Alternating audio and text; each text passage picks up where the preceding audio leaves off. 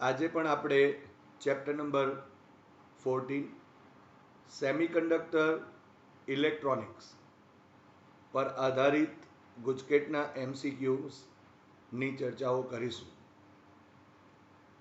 આપણે પીએન જંકશનના અમુક એમસીક્યુની ચર્ચાઓ કરી અને ફોરવર્ડ બાયસ અને રિવર્સ બાયસમાં જે સ્થિતિઓ હોય છે એની પણ વિસ્તારથી આપણે ચર્ચા કરેલ છે. તો હવે પછીના જે એમસીક્યુ આપણે જોઈ રહ્યા છે એની અંદર પણ આપણે ડાયોડનો ઉપયોગ કરવાના હોય.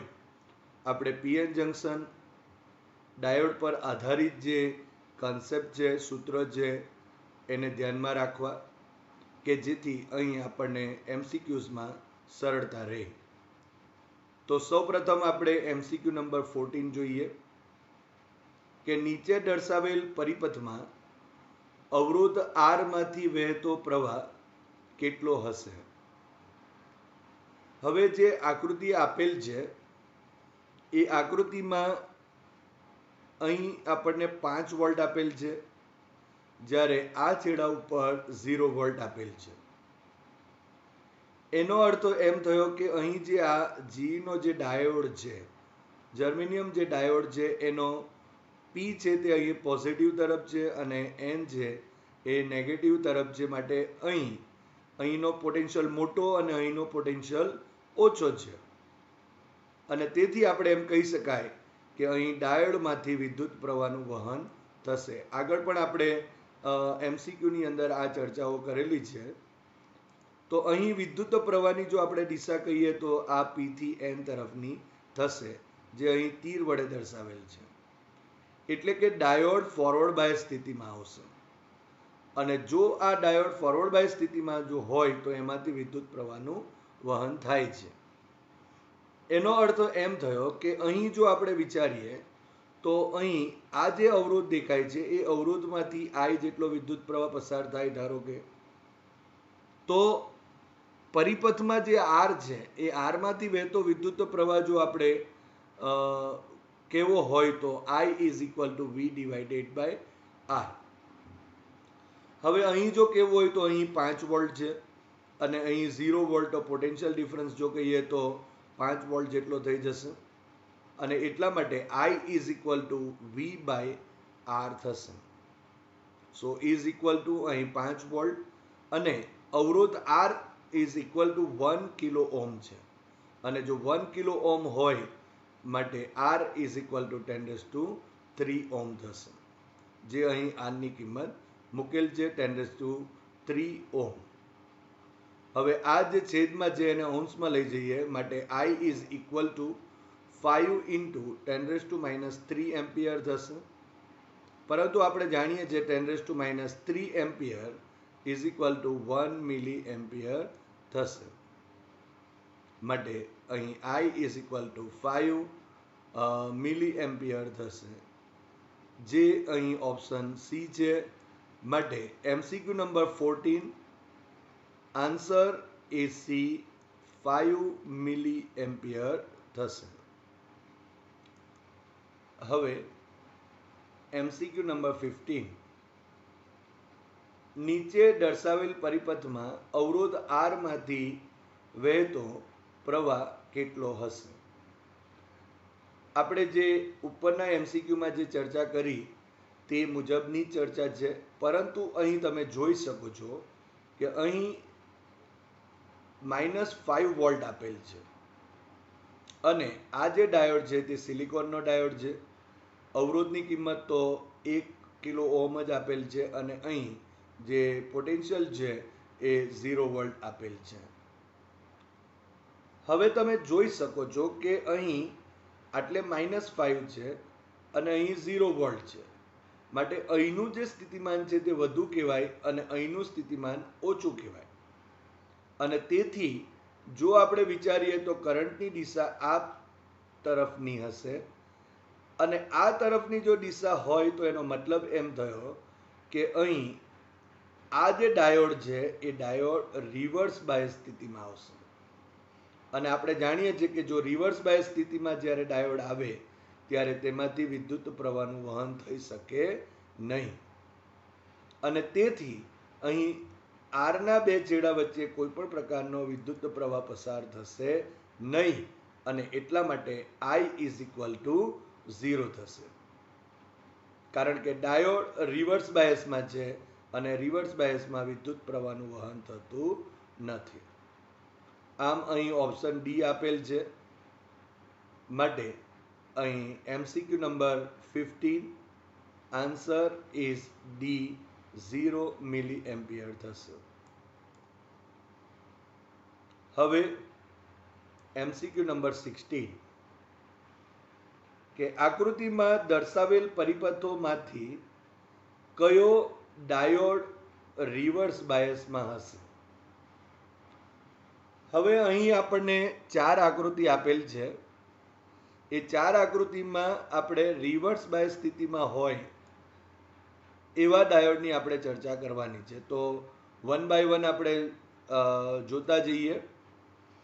તો અહીં તમે જોઈ શકો છો કે અહીં 5 વોલ્ટ આપેલા છે અને અહીં 6 વોલ્ટ આપેલા છે. અહીં અવરોધ આપેલો છે, પરંતુ અહીં જો 6 વોલ્ટ અહીં 6 વોલ્ટ અને અહીં 5 વોલ્ટ હોય તો અહીંનો પોટેન્શિયલ મોટો છે, માટે વિદ્યુત પ્રવાહની દિશા એ આ રીતે હશે. એટલે કે અહીં તમે જોઈ શકો છો P થી N તરફની દિશા થશે, એટલે આ રીતે થશે. P થી N તરફની દિશા થઈ અને તેથી આ જે ડાયોડ છે તે અત્યારે પહેલો ફોરવર્ડ બાયસ સ્થિતિમાં આવશે અને તેથી આપણે એમ કહી શકાય કે આ ડાયોડ ફોરવર્ડ બાયસમાં છે. હવે આકૃતિ 2 જોઈએ. તો આકૃતિ 2 માં તમે જોઈ શકો છો કે અહીં 5 વોલ્ટ છે અને અહીં અર્થિંગ કરેલું છે, માટે અહીં 0 વોલ્ટ કહેવાશે. તો અહીંનું જે વોલ્ટેજ છે તે મોટું છે અને અહીંનું વોલ્ટેજ નાનું છે, માટે જે કરંટની દિશા છે એ કરંટની દિશા આ ટાઈપની હશે, આ રીતે જ હશે. અને જો આ રીતે હશે તો તમે જોઈ શકો છો કે અહીં ધન છેડ P નથી પણ N છે, માટે આ જે ડાયોડ છે એ ડાયોડ રિવર્સ બાયસમાં હશે. એટલે આ જે ડાયોડ છે તે રિવર્સ બાયસમાં છે, માટે અહીં વિદ્યુત પ્રવાહનું વહન થશે નહીં, કારણ કે અહીંનો પોટેન્શિયલ મોટો, અહીંનો પોટેન્શિયલ ઓછો થશે. એટલે અહીં જે પરિપથમાંથી કયો પરિપથ રિવર્સ બાયસમાં છે, તો એક આન્સર આપણને બી મળે છે. પરંતુ આપણે બીજા પણ સી અને ડી જે પરિપથો છે તે ચેક કરી લઈએ. અહીં તમે જોઈ શકો છો કે -12 વોલ્ટ છે અને અહીં -5 વોલ્ટ છે. એટલે કે અહીંનો જે વોલ્ટેજ છે એ વોલ્ટેજનું મૂલ્ય મોટું છે અને આ વોલ્ટેજનું મૂલ્ય ઓછું છે, માટે વિદ્યુત પ્રવાહની દિશા એ આ રીતે હશે. એટલે કે અહીં P અર્ધવાહક છે, અહીં N અર્ધવાહક, તો P to N જશે. એટલે કે આ ડાયોડ અત્યારે ફોરવર્ડ બાયસ સ્થિતિમાં આવશે અને તેથી વિદ્યુત પ્રવાહનું વહન થશે. એટલે આ ફોરવર્ડ બાયસ સ્થિતિમાં છે, એ પણ ફોરવર્ડ બાયસ સ્થિતિમાં છે. અને હવે છેલ્લે ડી. તો અહીં તમે જોઈ શકો છો કે આટલે -10 વોલ્ટ છે અને અહીં અર્થિંગ માટે આપણે આગળ વાત કરી તે પ્રમાણે 0 વોલ્ટ ગણાશે. હવે આ -10 વોલ્ટ કરતાં અહીં 0 વોલ્ટ વધુ છે, એટલે અહીંનું પોટેન્શિયલ વધારે અને અહીંનું પોટેન્શિયલ ઓછું છે, માટે વિદ્યુત પ્રવાહની દિશા આ તરફની હશે, આ રીતે. એનો મતલબ કે અહીં પણ આ ડાયોડમાં P to N તરફ વિદ્યુત પ્રવાહનું વહન થાય છે અને તેથી અહીં આપણે એમ કહી શકાય કે આ ડાયોડ જે છે એ પણ ફોરવર્ડ બાયસ સ્થિતિમાં હશે અને એથી વિદ્યુત પ્રવાહનું વહન કરશે. માત્ર જે બી જે છે એ જ રિવર્સ બાયસમાં છે, માટે અહીં MCQ નંબર 16 નો આન્સર એ બી થશે. જે અહીં અર્ધવાહક જે છે એ અર્ધવાહક P અને N અર્ધવાહકો છે એમાં વિરુદ્ધ દિશામાં, એટલે કે અહીં રિવર્સ બાયસની સ્થિતિમાં આવશે PN જંકશન અને તેથી એમાંથી વિદ્યુત પ્રવાહ પસાર થશે નહીં. અને આપણને માંગેલ જે રિવર્સ બાયસની સ્થિતિ છે તે માત્ર ઓપ્શન બી માં આપેલ છે, માટે આન્સર પણ બી થશે. જ્યારે એ, સી અને ડી જે પરિપથો છે એ ફોરવર્ડ બાયસ સ્થિતિમાં છે.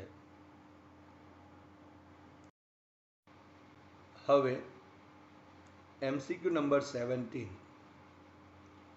આકૃતિમાં બંને ડાયોડના કટ ઇન વોલ્ટેજ 0.3 વોલ્ટ હોય તો એ અને બી વચ્ચેનો વિદ્યુત સ્થિતિમાનનો તફાવત ખાલી જગ્યા. હવે આપણને એક અહીં આકૃતિ આપેલ છે.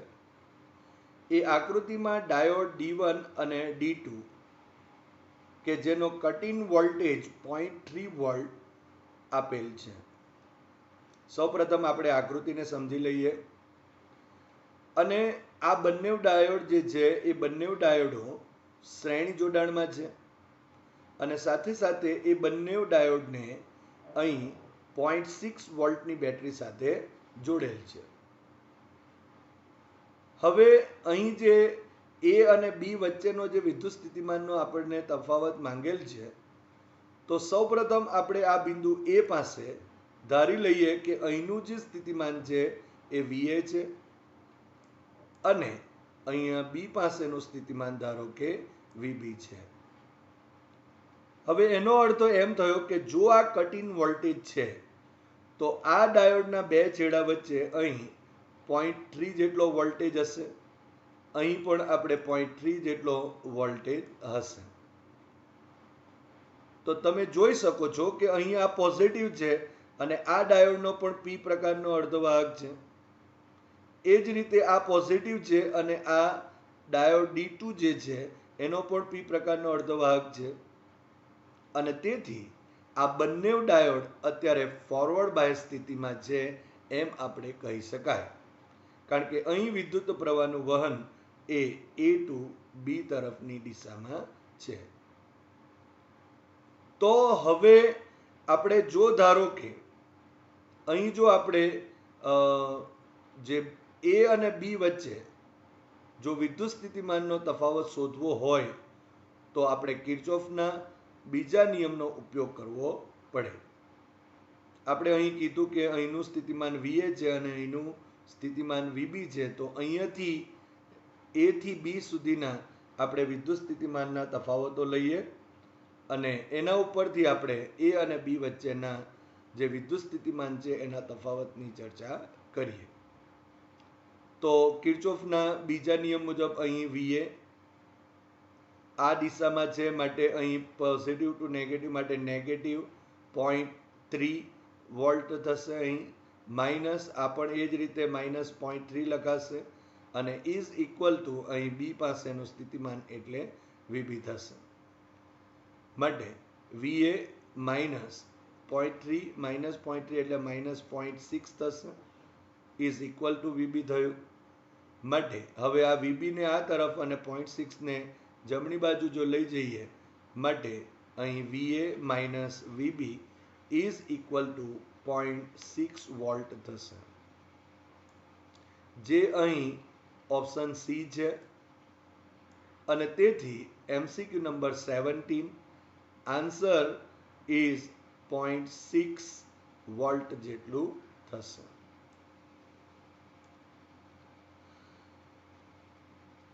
હવે MCQ નંબર 18 ની ચર્ચા કરીએ.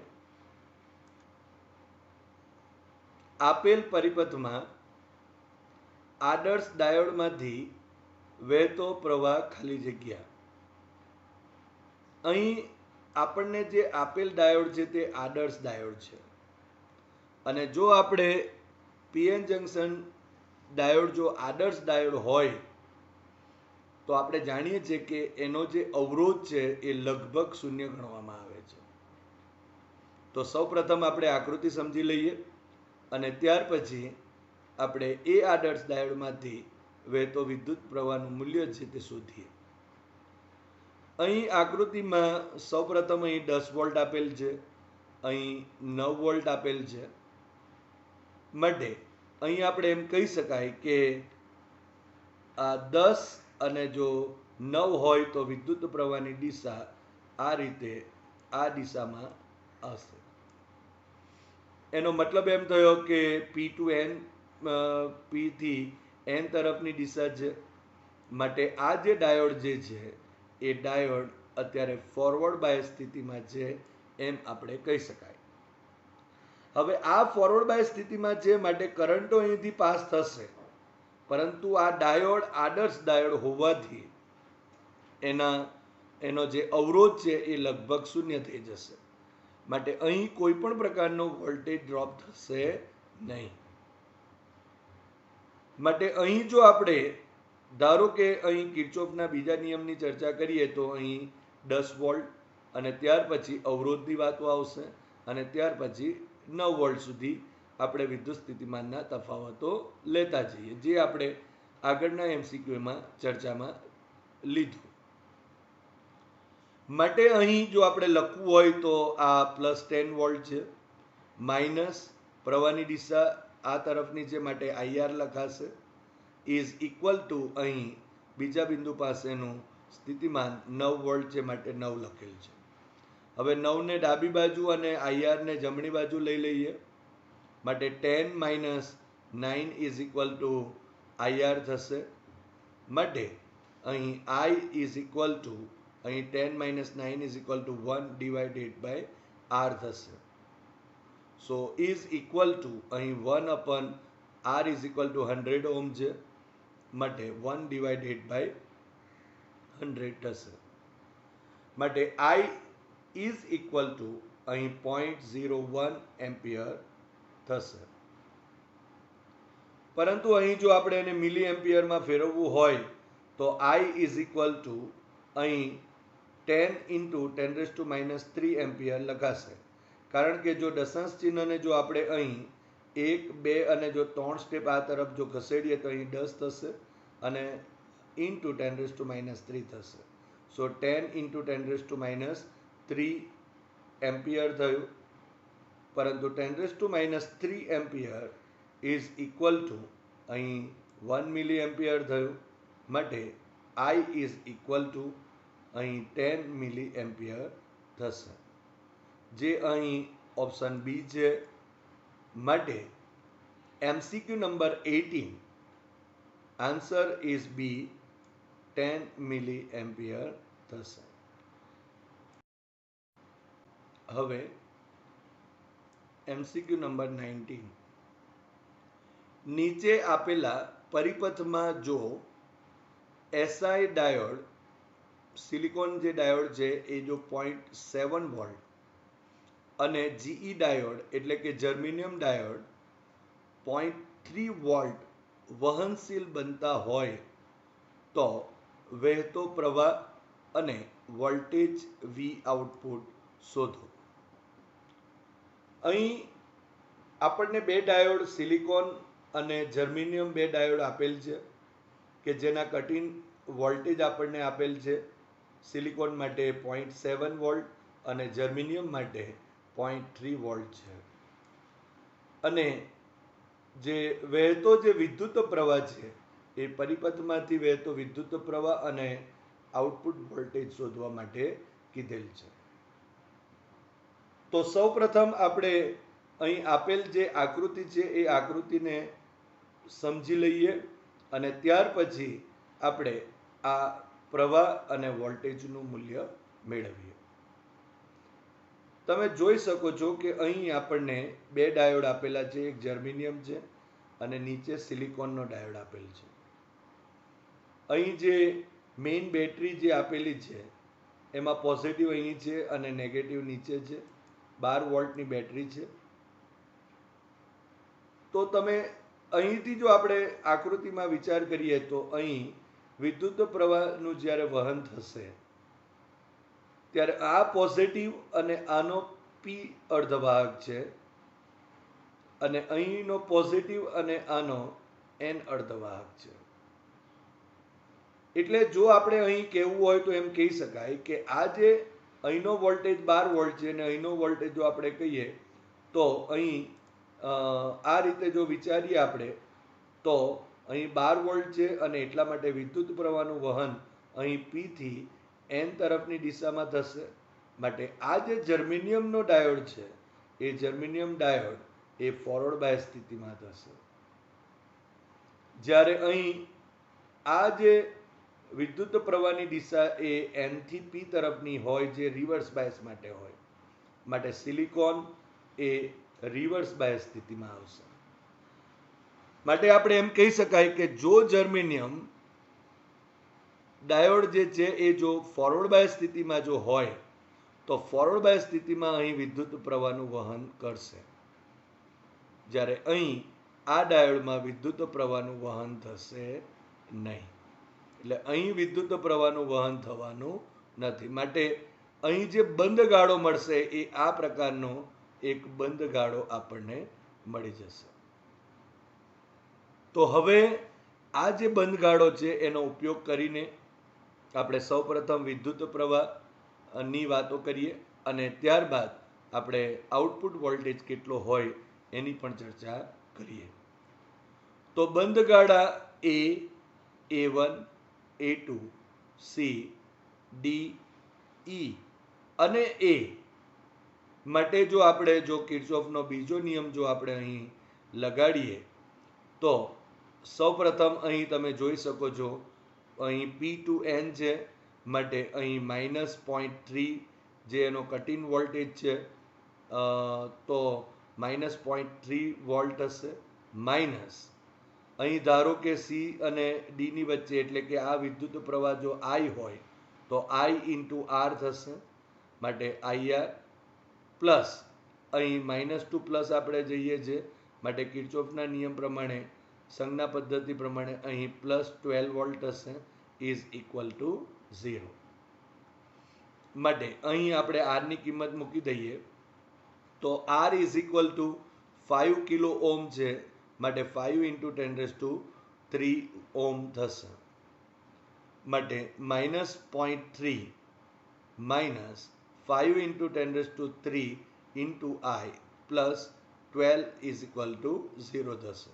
હવે 12 -0.3 કરીએ તો 11.7 થશે, માટે 11.7 માઇનસ અહીં 5 × 10³ I ઇઝ ઇક્વલ ટુ 0 થશે, માટે આ માઇનસ જો આપણે આ પદને આ તરફ લઈ આવીએ અને આ પ્લસનું પદ રહેશે, માટે 5 × 10³ I ઇઝ ઇક્વલ ટુ 11.7 લખાશે. માટે અહીં I is equal to 11.7 divided by આ 5 × 10³ છેદમાં લખાશે 5 × 10³ હવે 11.7 ડિવાઇડેડ બાય જો 5 કરીએ તો અહીં 2.34 મળશે અને આ 10³ ને અંશમાં લઈ જઈએ તો 10⁻³ એમ્પિયર જેટલું થશે. માટે અહીં I is equal to 2.34 × 10⁻³ ampere થશે. જો મિલી એમ્પિયરમાં ફેરવી દઈએ તો 10⁻³ ampere is equal to 1 milli ampere, માટે I ઇઝ ઇક્વલ ટુ અહીં 2.34 મિલી એમ્પિયર થશે. એટલે અહીં જે પ્રવાહ છે એનું મૂલ્ય મળે છે. હવે આઉટપુટ જે પ્રવાહ છે વોલ્ટેજ જે છે એ output voltage VO is equal to IR થવાનું, માટે અહીં VO is equal to 2.34 I ની કિંમત મેળવેલ છે into 10⁻³ into R is equal to 5 × 10⁻³. હવે આ -10⁻³ છે અને અહીંયા 10⁻³ છે એ કેન્સલ આઉટ થશે, માટે 2.34 × 5 ઇઝ ઇક્વલ ટુ અહીં 11.7 થશે, માટે જે voltage output VO is equal to 11.7 volt જેટલું થશે, જે અહીં ઓપ્શન A છે. માટે અહીં MCQ number 19 answer is A 2.34 milli ampere અને વોલ્ટેજ 11.7 વોલ્ટ થશે. હવે MCQ નંબર 20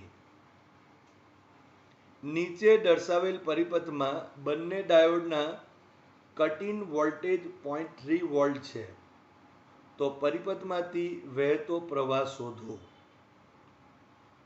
હવે અહીં જે આકૃતિ આપેલ છે એમાં ડાયોડ D1 અને D2, એ ડાયોડ D1 અને D2 બંનેનો કટ ઇન વોલ્ટેજ 0.3 વોલ્ટ છે, એટલે કે અહીં બે છેડા વચ્ચે અહીં 0.3 એનો કટ ઇન વોલ્ટેજ થશે. પરંતુ આકૃતિ પરથી જોઈ શકાય છે કે આ બંને જે ડાયોડ 1 અને 2 છે એને બેટરી 12 વોલ્ટની બેટરી સાથે જોડેલ છે. અહીં ધન, અહીં જે પોઝિટિવ અને અહીં જે ડાયોડ D1 છે એને જો આપણે જોઈએ તો આ બંને ડાયોડમાંથી આ જે D1 ડાયોડ જે છે એમાં વિદ્યુત પ્રવાહની દિશા આ તરફની હશે અને તેથી આ ડાયોડ જે છે એ ડાયોડ D1 એ ફોરવર્ડ બાયસ સ્થિતિમાં થશે. પરંતુ અહીં તમે જોઈ શકે છે કે અહીં જે આ ડાયોડ D2 છે એ ડાયોડ D2 એ રિવર્સ બાયસ સ્થિતિમાં આવેલ છે, અને જો એ રિવર્સ બાયસ સ્થિતિમાં જો હોય તો અહીં આ જે ડાયોડ છે એમાંથી વિદ્યુત પ્રવાહનું વહન થશે નહીં. એટલે એક ફોરવર્ડ બાયસમાં છે અને ડાયોડ 2 એ રિવર્સ બાયસમાં હોવાથી અહીં કોઈ પણ પરિપથમાં વિદ્યુત પ્રવાહનું વહન શક્ય નથી, વહેશે નહીં, પ્રવાહનું વહન થશે નહીં. માટે અહીં ઓપ્શન બી આપેલ છે જે શૂન્ય કહેવાશે. માટે MCQ નંબર 20 અને આન્સર ઇઝ બી, શૂન્ય થશે.